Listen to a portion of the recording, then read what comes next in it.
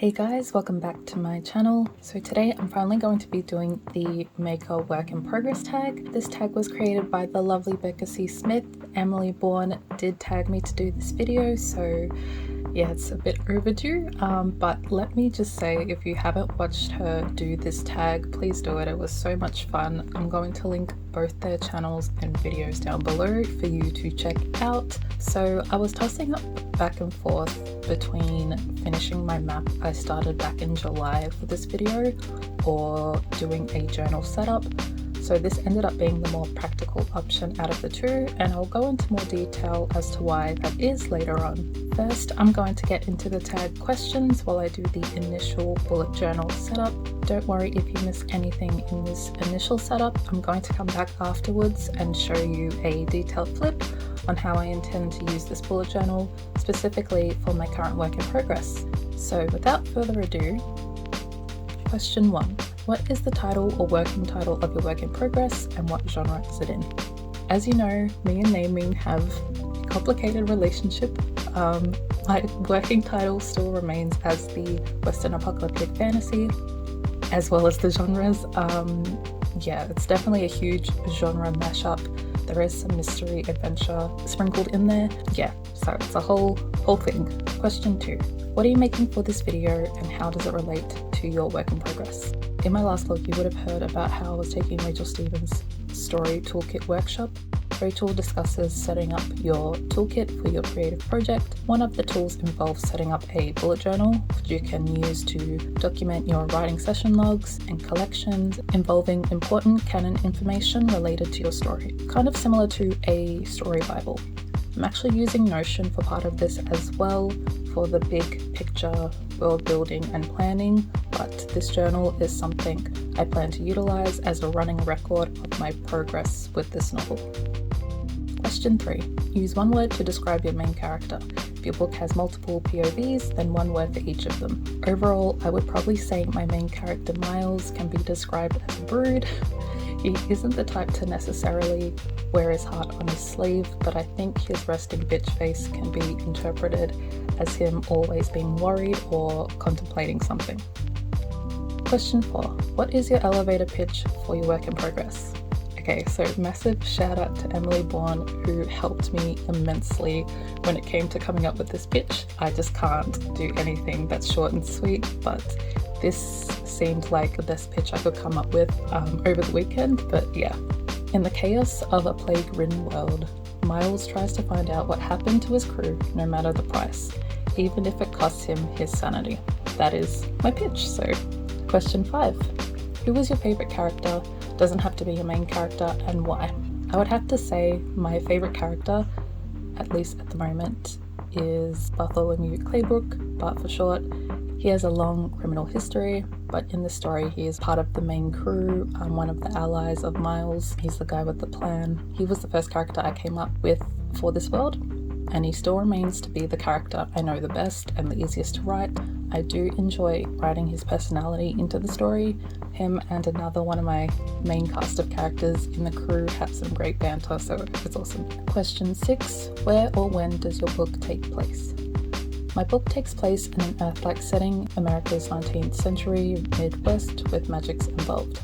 The actual story takes place on one continent in the world I've created. The land's name is still to be determined, but I'm playing around with a few options. Question 7. If you were stuck on a deserted island, which character would you want with you? Okay, so I have 2 possible characters for this. First being Eugene.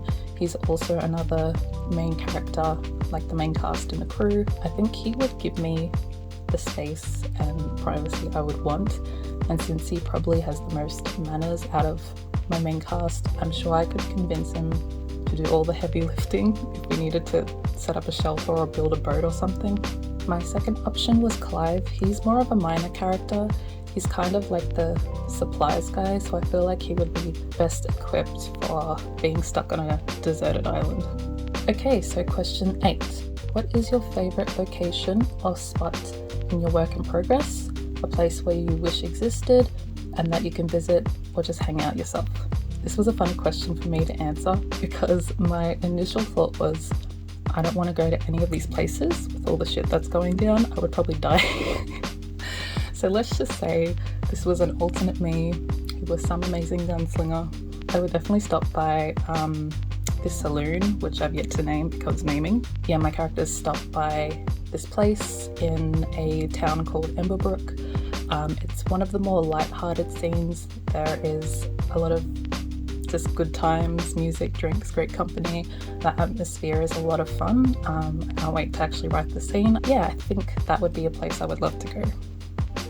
So those are all the questions for the tag. Thank you again to Becca for creating this amazing tag, and as well thanks to Emily for tagging me.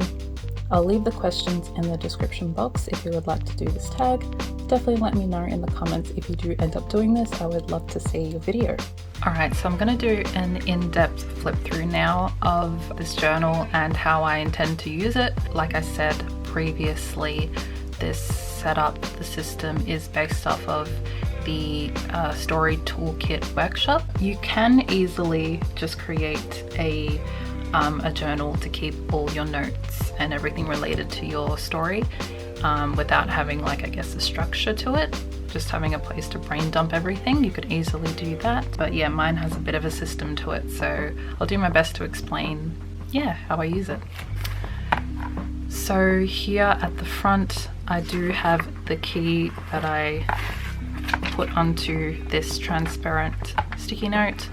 I'll just hold it up so you guys can see.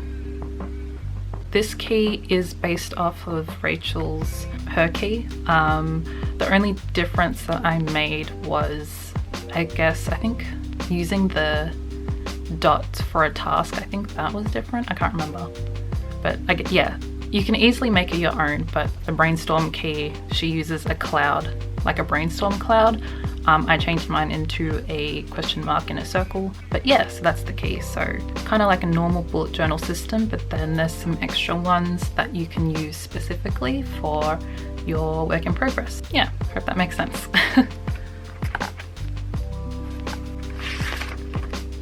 Alright, so after that we have the index.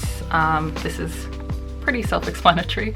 Yeah, this is where I will be logging all the collections, so any notes on anything to do with world building, my characters, anything concrete, yeah, I'll note down the page number to reference it off, just so it makes it easy to flip back and find the information I need. So that is that. Next is the key dates and deadlines. So this one I included myself. It wasn't part of the Story Toolkit setup, I guess, of the journal, but I wanted a place to keep down key dates, like when I start a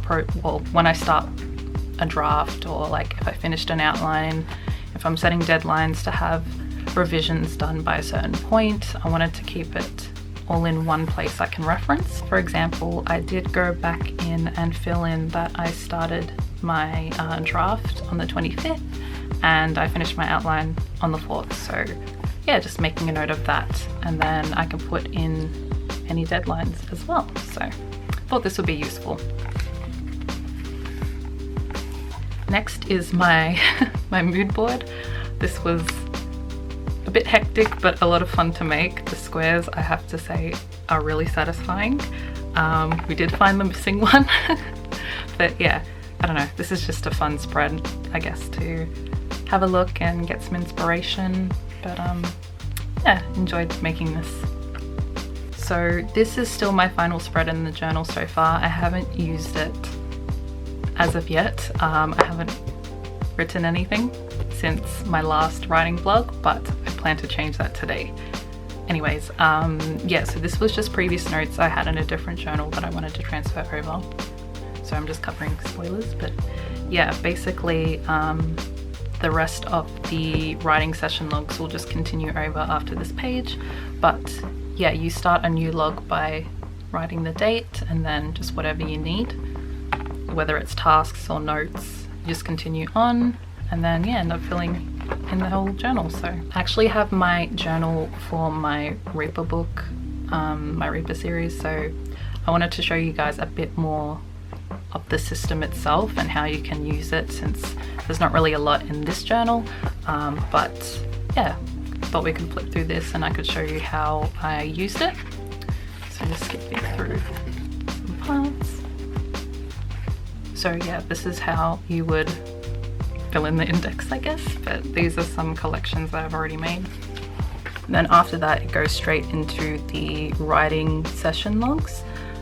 If you see any sticky notes, it's just because I've blanked out any spoilers or information I don't want you guys to see yet. When I first started doing the writing session logs, I sort of figured out what worked for me and what didn't in terms of the actual system itself. So this is me noting down that I was going to use this as the key if I had any questions or thoughts and I wanted to, I guess, answer the question, so I would fill in the circle. Yeah, changing, I guess, when I would mark off a task complete. This was how I wanted to now reference it as on the key. So things like that, just tweaking it so it does work for you. So you can easily do that and just change it up as you need it. Anything that was like important, or I guess, yeah, the canon info, I would try and draw a box around it just so it does emphasize that this is important information. So this one I just put new facts about my character. Then we just have like a normal task list for the day. So pretty much whatever you need, you just use it accordingly. This is a few examples of some of the collections. So you just start a new page and then put down any info that you need.